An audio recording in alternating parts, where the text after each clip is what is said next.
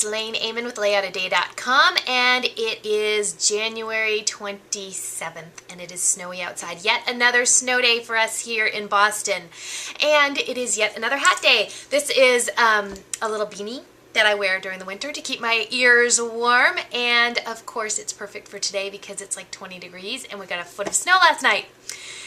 On to the scrapbooking stuff.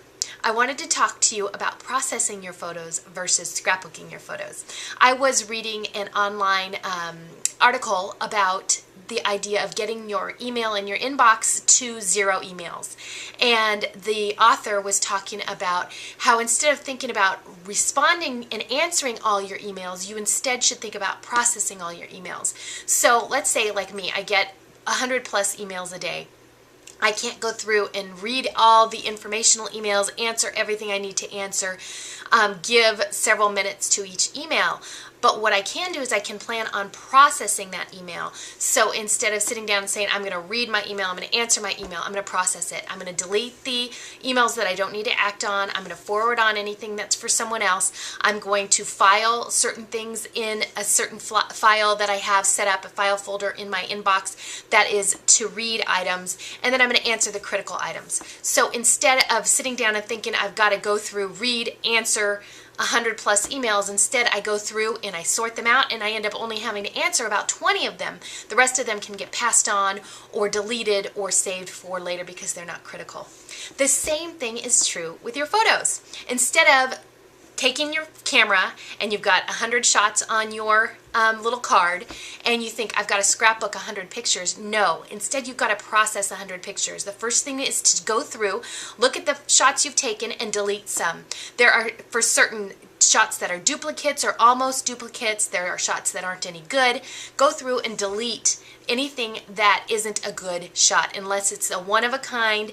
The only shot you get of, let's say, your son clearing the high bar in his track meet, and it's not a great photo, but it's the only one you have and you want to keep that, by all means keep it. But if you got 7 shots and 6 of them are blurry, keep the 7th, the one that's clear, and delete the rest. So that's the first step, delete photos. The second step is to sort them out and decide which ones you want to get developed. And some you might just want to have on hand, some you know you want to get developed, so go ahead and send those off for developing. When those come back, then you can do the same process again. You've got your photos from the developer or that you've printed yourself at home. Go through and process those. You don't need to scrapbook each and every one. Stacy Julian has a great process where she suggests keeping them in photo albums, like those 6-up photo albums or 4-up photo albums, and then pulling the items that you want to scrapbook from there. So don't think that you have to scrapbook every photo that you take. That's the point I want you to take away today. You can delete some, you can pass some on to other people.